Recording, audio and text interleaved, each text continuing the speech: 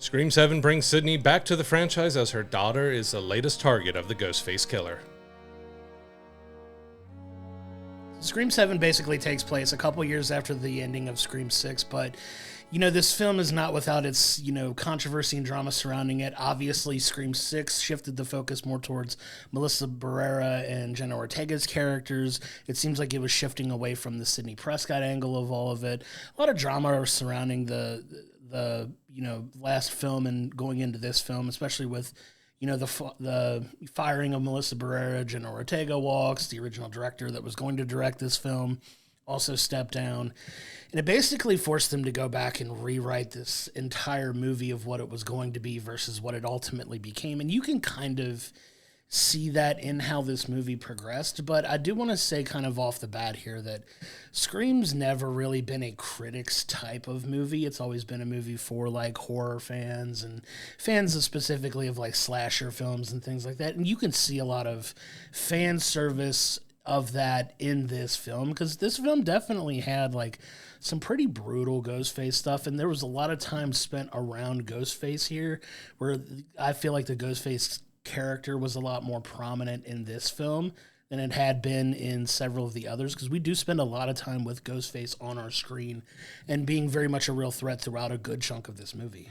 Yeah, and you always get the Scream franchise as kind of aware of itself and of horror films, of all the different tropes that happen. Of course, going all the way back to the first Scream of "I'll be right back" and all those lines, and just kind of being a little tongue-in-cheek to like, because I mean it has its own in-universe Stab movies, which is the Scream movies but called Stab, and yeah, it's always been kind of on that fringe of that. You either love it or kind of hate it. It's never been a critical darling.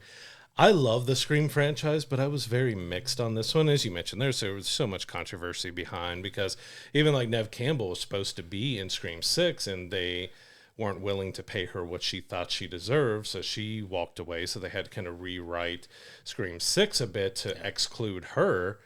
And then because of everything that happened with Melissa and Jenna and all that, we're not going to get into the politics and everything of it, that they had to completely rewrite Scream 7 for a new direction and gave her a big payday to bring her back. So it's just like, studio-wise, they fumbled it a little bit with these last two. Like, you set up with Scream 6 to potentially, have a new angle that's still connected to the, original story and stuff, and then you do all that, and then you just have to kind of go back to, all right, let's just have Sidney be the star again. And, it picks up a few years later. She has a daughter. She's back in California with her husband. She's a teenager dealing with teenage stuff, but her mom doesn't want to talk to her, doesn't really want to go into her past and stuff, and that causes a rift and a problem between them two. And that's played out throughout the film. In a way, it's good, but it also kind of just doesn't do much when it comes to that story. Like, you get the angst and stuff between them, but you get a very small resolution to Sidney. Like, I feel like after 30 years... and 6 out of the 7 films with Sidney, that there hasn't really been a progression. Like, what are you really doing with her story? It kind of just felt like you only went back to her because that's the only option you had after all the controversy and stuff that happened. Well, sure. I mean, you're focusing more on a Sidney-focused plot as well, and she's kind of been positioned now as this Ghostface killer, right? Like, and by Ghostface killer, I mean she's not the actual Ghostface, but she's the killer of the Ghostfaces, right? Like, she's, had a dozen people after her now throughout the 6 films that she's been in over the course of the years. But like, it's definitely interesting to see how they kind of came back to this character and brought the younger daughter into it, because a lot of the focus is like, she was the same age that Sidney was in the original Scream, and to kind of bring it full circle with this familial trauma that seems to permeate in her life. Like, she's constantly being attacked by people trying to be the Ghostface killer. All of them have different motives, and we could talk about the reveal a little bit at the end if we want to as well, like, which is probably, in my opinion, the weakest part of the film. And it's the one that a lot of people have issues with, because the motivations felt very meh. Like, once you kind of break it down and look at, what their motivations actually were, one of the two made sense, but the other one was just kind of like, it felt like you threw a second person in there because you had to have two and not one Ghostface killers, you know what I mean? Because it's so rare to have just one. I think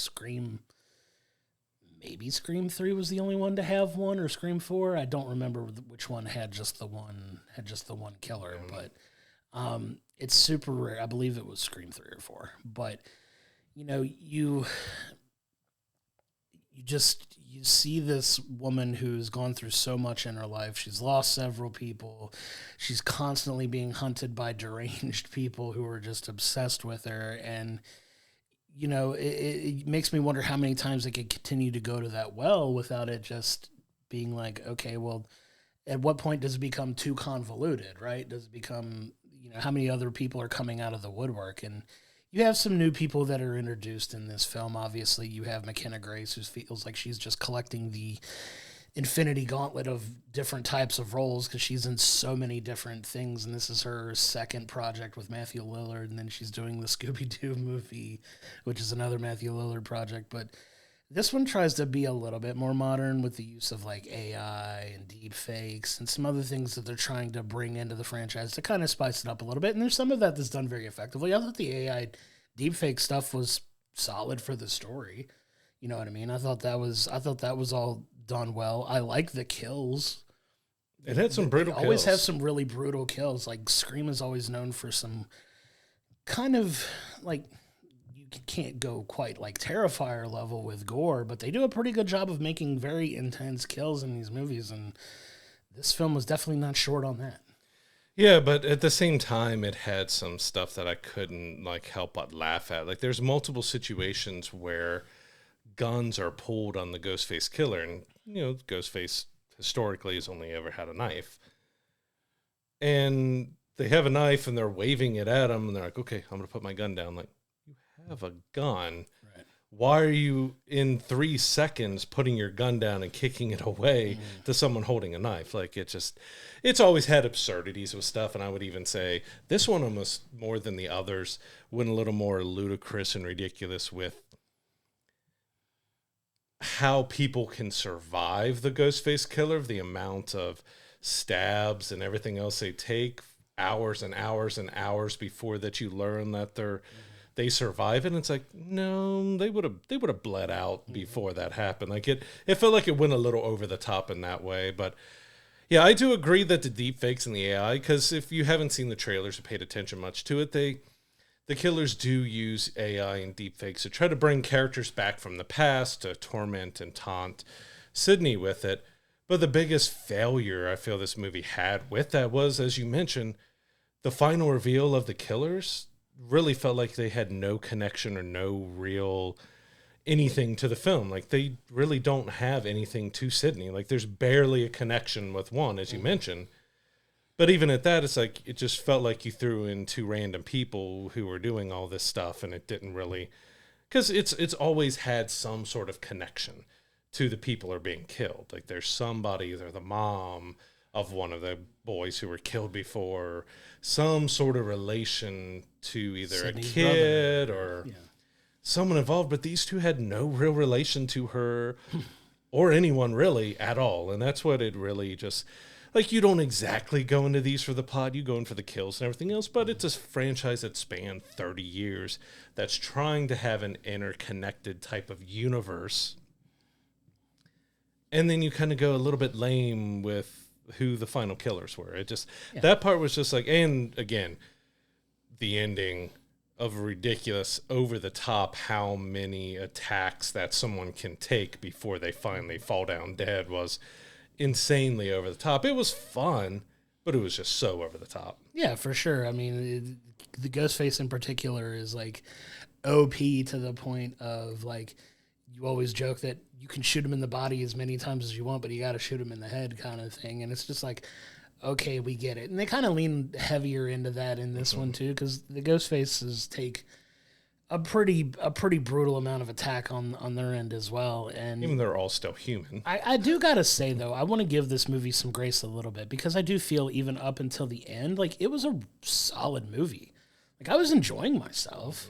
Like, despite the fact that, you know, you have absurd ways of surviving, like, that's kind of what Scream has always been. As I say, yeah, it's been that way a little bit, but it did feel like it went a little more than they have. As you get a little further along, you got to up the ante a little bit. You know what I mean? But I really do feel up until kind of the lackluster reveal at the end that it was a solid movie. Like you had a lot more dread of trying to escape these killers that felt a little more almost barbaric in their methods here, where it was, I think, more terrifying in their actions here because you had, just the stalker, like you see them stalking more, you see them tracking more, you see them being a little more ruthless in their killings even. Like the two that I would poke at the most would probably be the school scene, like the school theater scene with the one kill in particular that was kind of brutal, and then the scene at the bar, like in the restaurant with the bar area, that was intense too, and there was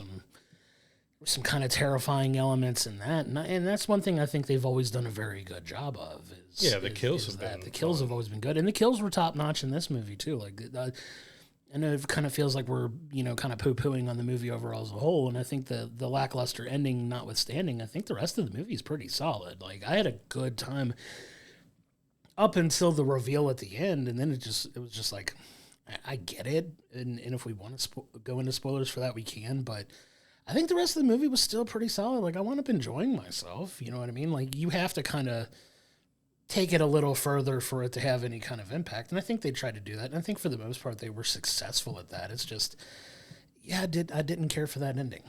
Yeah, it fell apart for me at the TV station. Sure. So when Sidney leaves the TV station, because, slight spoilers, her daughter is being chased by the Ghostface killer at this point. So she goes out to her car, and she doesn't have her car keys. So instead of going back into the studio, because she had to drive there, so her keys are somewhere in the studio, grabbing her keys real quick and getting in the car and leaving, she decides she's going to run across. It's going to save time to run across town.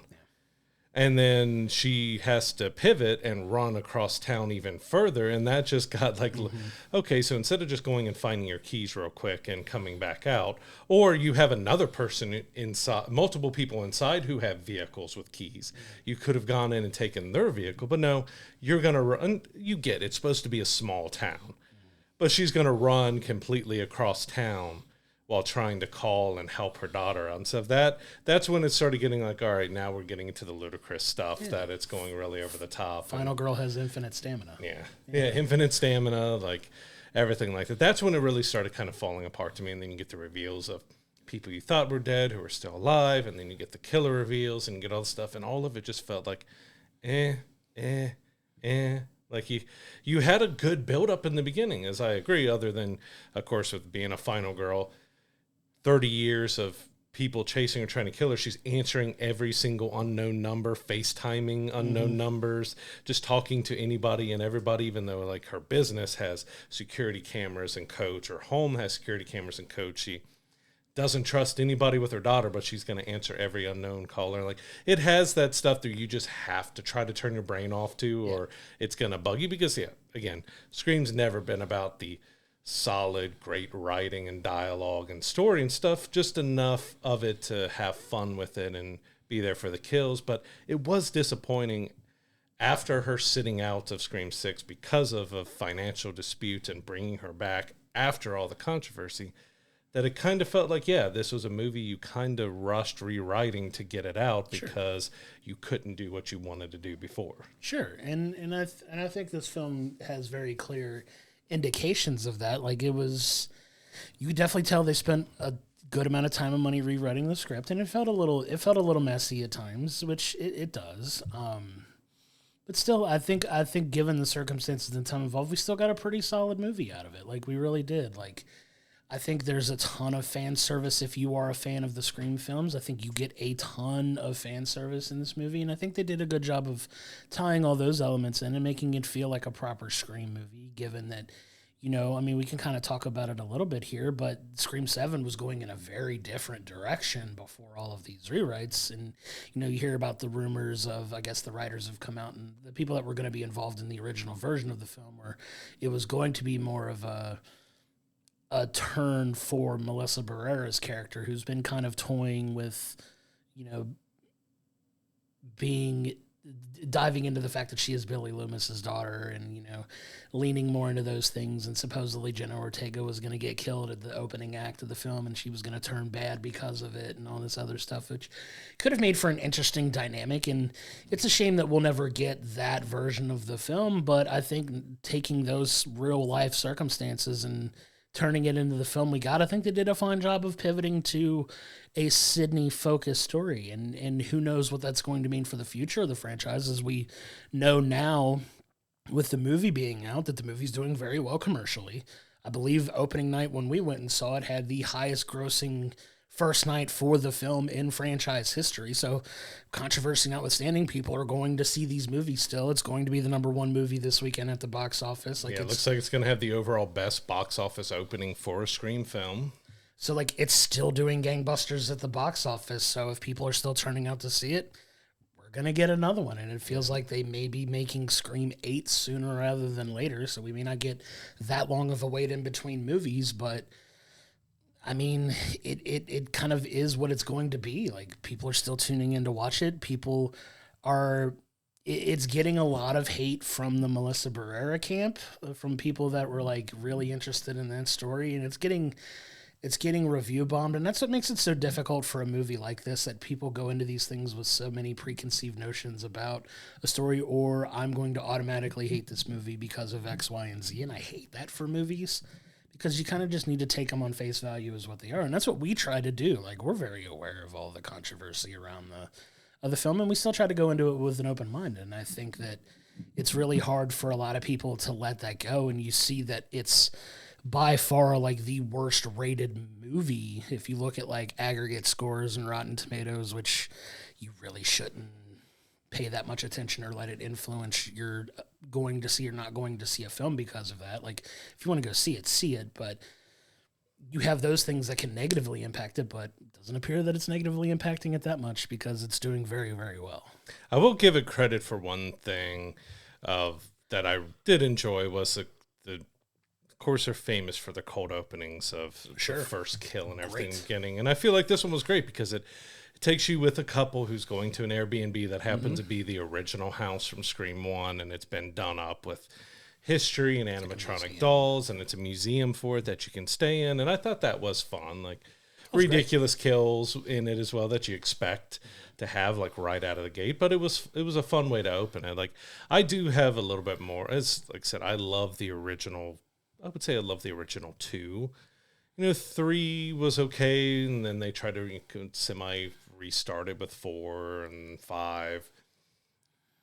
Both of them tried different ways to kind of restart and reboot things, but I don't know. It did feel that it had a lot of issues to me of just I said, it had a lot of good parts to it, but it did fall apart heavy in that ending, and it's got me I wish they could have ended a lot better, and I would have felt a lot better about this movie if they would have had a better ending, and just not as many of the corny type of Sidney has a full house. She has a safe room and she has security system at the wazoo, but the killer has been hiding inside the house, and you can get that kind of stuff, but it goes into kind of ludicrous stuff the police keep on disappearing every time, and they can't catch up to a woman on foot who's running to find something when they're supposed to get that. There's some stuff that it was hard for me to turn my brain off of too, because they were just going kind of, it just felt a little lazy in a way that they're just we don't know what to do here, so let's just throw logic out the window. Yeah, I think there's a little bit of laziness in there, because one of the things that I wanted to nitpick about the film is her husband, played by Joel McHale, by the way, who's just awesome. I love Joel McHale as an actor, and he's the chief of police, but there is so little police presence in the back half of the film that it's laughable a little bit. You're if something were directly involved the chief of police's family, that place would be crawling with cops, but that's not conducive to a good horror movie. Yep. So they have to disappear in this small town where all of these police officers supposedly are non-existent at the back half of the movie. But I get it. You have to suspend some disbelief in a situation like this, but it's just okay, I personally wish, I think the ending of the film would have hit a little bit harder had they dove into the connections that the two killers actually had to Sidney in the situation, right? Because the second killer I felt had no connection to Sidney whatsoever. Yeah. None. Like, I get where they tried to have them connect to the second killer to the first killer, who wound up having the issues with Sidney that they had. And I won't spoil their motivations here, but I get what their motivations were.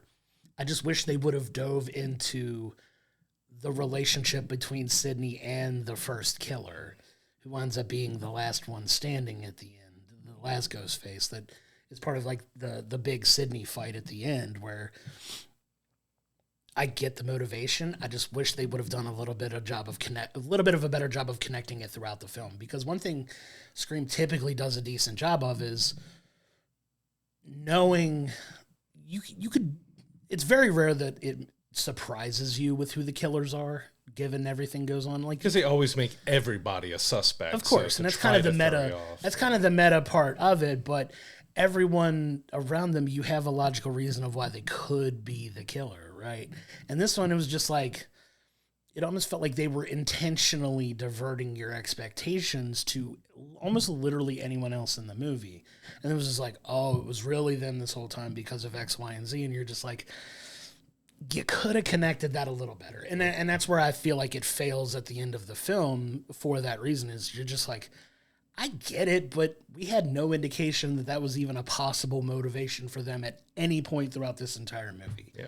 And that's where I think it was a big miss on their end, was connecting it to have an actual impact at the end. Because I got to the end and it was just like, I get it, but okay. That connection was very, very loose. Very, very. And it was just like, okay, that wasn't the... I feel like they could have written that a little bit better, and I wonder if that was a victim, but a victim of the circumstances of the movie. But it was just like,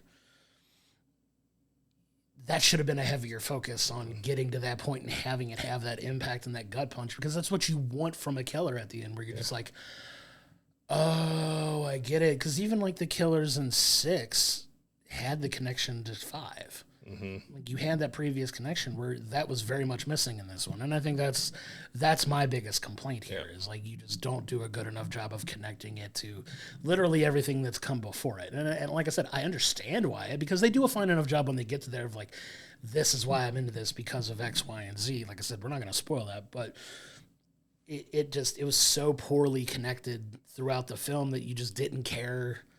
I personally just didn't care about it by the end, and it was just like kind of an underwhelming reveal to me. Yeah, and it left zero impact of the AI deepfake stuff they were doing too, because that was all just kind of nostalgia baiting in it. But that could have been a really interesting plot point if someone who was one of those killers actually had a connection to any of the people they showed from the past or Sidney. But like, there was, that connection was like, it was very weak. If you lined up 100 people that had anything to do with Sidney, you pick the very last person that could possibly have any connection or impact with her. And so, yeah, it felt just so weak and such a like, okay, well, where are we actually at the end of this story? We're kind of still at where we were without this movie even existing, because Sidney is still closed off. She opens up to her daughter a little bit throughout the film, but it's still a very much guarded, protected, standoffish Sidney throughout. And it just like, you could have progressed her a little bit more too, with her story and her opening and finding what is the ending of her story going to be. It's been 30 years. Nev Campbell's now 52. She's not that old, but you got to be thinking of a franchise that's been going on that long. It's just, is she going to be like the Jamie Lee Curtis that just keeps on appearing and disappearing throughout the franchise until they decide what they want to do with her? Could they potentially move into an area where they end up making her snap and she becomes a Ghostface killer in another one or something? Because, as you mentioned, they look to be moving forward with Scream 8 kind of quickly. It's got to be another Sidney story, because any other branches that they opened up, they closed with the firings. So if they decide to skip Sidney again and go and try to open up a new branch somehow, it's just going to feel like, okay, what have you been doing since 5 here? Like, you're just running in circles. You almost kind of feel like it's going to lean into, if you really wanted to push it forward, you can lean more into the daughter now that she's gone through kind of the traumatic experience as well. And you kind of have that younger reboot who is still Sidney adjacent, and there are things that happen to the daughter, obviously, because she's the one that gets hunted most of the time to try to get to Sidney. Like, you could have some of the fallout from that be motivation for other killers in future movies. Like, there's other characters you could play with that have the motivation to become a Ghostface killer at this point or be the center of the story. And I think Sidney's daughter could be the focus once she goes off to college, and you can kind of give that soft reboot around the same timeline with Sidney's daughter, and Sidney could kind of be that sage person she goes to for advice and X, Y, and Z, and get involved if she has to. Like, if you wanted to pivot away from Sidney a little bit, you can lean into the daughter now. Like, I think that's a possibility. So we'll see what the future of the franchise leads. Like we always say, everybody keeps saying we want like these original films, but if you're going to keep showing up for these franchises time and time again, and this one, like I said, it's on track financially to be the best franchise, the best financial results for this franchise yet. Like, they're going to keep making them, guys, and they're going to keep doing it. So we'll see where the story goes from here. But yeah, I mean, it's going to be interesting to see if they make the eighth one, where they're going to go with it and who they're going to focus on. That's what I would do personally, lean into the daughter now. Like, you can keep the Prescott / Evans, because it's so, we know her as Sidney Prescott all along, but all of a sudden she's Sidney Evans in this film because she's married now. Like, she's got the new name and everything. But you know, it'll be really interesting to see how they progress forward with this if they do decide to pivot away from Sidney again, and we'll see what they do. The sad thing is, like, I don't think it's a terrible entry in the Scream franchise, but I left the theater that the most enjoyment I got out of this film was the Scary Movie 6 trailer that played before it. Because that looked hysterical and awesome. And that's kind of sad to say, like, because I felt like in the first half they had me and it was going pretty well. Yeah. But as soon as the TV station stuff hit throughout the ending, I felt like it just kind of, they didn't know what to do, so they just threw whatever out there and ended it. And that left me with kind of a bad taste in my mouth that it could have, that if they could have ended it better, it would have been one of the better entries in the franchise if they could have just stuck the landing, but they messed up the landing really badly over it to where I was still just thinking, man, Scary Movie 6 is going to be really funny and that's going to be really good and I can't wait to see it. That trailer was absolutely fantastic. That's going to be a ton of fun. It's doing what a lot of comedy is intended to do. It's supposed to make you uncomfortable and poke fun at things that you shouldn't be poking fun at. And it's kind of, That's a lot of comedy we haven't had in a while because they're too scared to go in those areas that might offend people. Yeah. There's going to be people offended from this, but there were some huge laughs in our theater. Yeah, everybody was cackling at the trailer. I can't wait for that to probably drop when this episode drops, because I believe we're putting this episode out on Monday, and I believe the trailer is supposed to come on Monday or Tuesday. Because Marlon Wayans bootlegged his own trailer. He went to a theater, recorded, and put it out online. I love that. I love that so much. That movie's gonna make a ton of money as well. It's going to be a lot of fun too. But yeah, I mean, we got to go to the fan event screening of it, which was like the first screening, so they had a little bit of extra stuff in it. Like, there were some interviews with some of the characters, like some of the actors before the film. We got the Ice Nine Kills music video with McKenna Grace, which, by the way, McKenna Grace, I'm waiting for her rock album. Like, put out a rock album. She sounded good on it. Like, that was fun. And it's also a really fun music video. They do a lot of interesting stuff with the Ghostface killer in it. Yeah, really cool theme. But Ice Nine Kills are big horror fans, obviously. Spencer does a ton of conventions and things like that. And a lot of their albums are horror-focused, horror-themed. And if you know anything about the history of that band, that's a big part of their, I don't want to call it a gimmick, but it's just a big part of their artistry is the horror element, and going and seeing their shows is a fantastic time, and I recommend going and seeing it if you're into that type of, heavy hard rock music. That they definitely incorporate the horror elements into their live show, and it's a ton of fun and just a great band to go see live. Yeah, but for Scream 7, it was a bit of a disappointment. It had us in the first half that it had a good cold opening. It set up some interesting story points and bringing deep faking and AI into the franchise here, but it really fell off at the midway point. It had I would almost call it a terrible ending. Like the reveals at the end really didn't matter to the story that much. You had some ridiculous over-the-top stuff that didn't fit very well into it. It could have been one of the better entries in the franchise if they really could have got that second half right. But to me, it failed in a lot of areas. I'm giving it a 6. I just feel like it could have been good, but it felt a little bit lazy and rushed in many parts of it. And that ending just really, for a franchise that's been good overall, for solid endings with a lot of connections, this ending was nothing like that at all. It had real no connection. It just did not land at all for me. Yeah, I'm going to be a little more forgiving than you in this one because I really enjoyed it up until that final act, up until the reveal. I actually was really into the movie. And then we got to the reveal, and you're just like, yeah, okay, that's kind of a bummer. That's a little bit of a letdown. I'm going to give it a 7. I got a lot of enjoyment out of this. They do have some very fun, creative kills. You get a lot of the meta that is the Scream franchise. It's very much a horror film that knows it's a horror film and kind of pokes fun at the fact that it's a horror film, which is always a lot of fun. In that case, some really interesting kills like they always do. A lot more focus on the Ghostface killer character in this one, which was a lot of fun because you have a lot more of that dread and that, stalking and, just a lot of those elements that I really like from the Ghostface character lean into it. It does get a little over the top with just how hard it is to kill almost anybody in this franchise. To get him, Ghostface is notwithstanding, because there was one, and I want to mention this really quick. There was a moment in there where they shot the final Ghostface like 4 or 5 times in the body, and literally they look at each other and they both say, "You gotta shoot for the head," and they immediately cut back and the Ghostface is gone after being shot like 10 times, and I'm just like, I lost it at that point. I was cackling at that because I'm just like, okay, that is dumb. That is absurd. Like, you just took 10 practically point blank shots to the body and you're not physically you're not even on the ground at that point.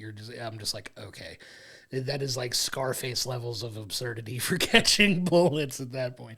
But that's what I mean about like a very weak final act. It kind of dragged down what was up until that point for me a very enjoyable movie. Like I was getting a lot of enjoyment out of the first 2/3, 3/4 of the film, but once you got to that final act, I think it kind of didn't hit the way I'd hoped it would, and for that reason, I'll give it a 7 out of 10. Like I got a lot of enjoyment out of it, but a very, very weak final act for this film that has me really wondering where they're going to go moving forward for this now, because I really don't know where they're going to go. Are they going to stay focused on Sidney? Are they going to pivot to the daughter? What Scream 8 is going to look like? And time will tell. We'll see what they do with it.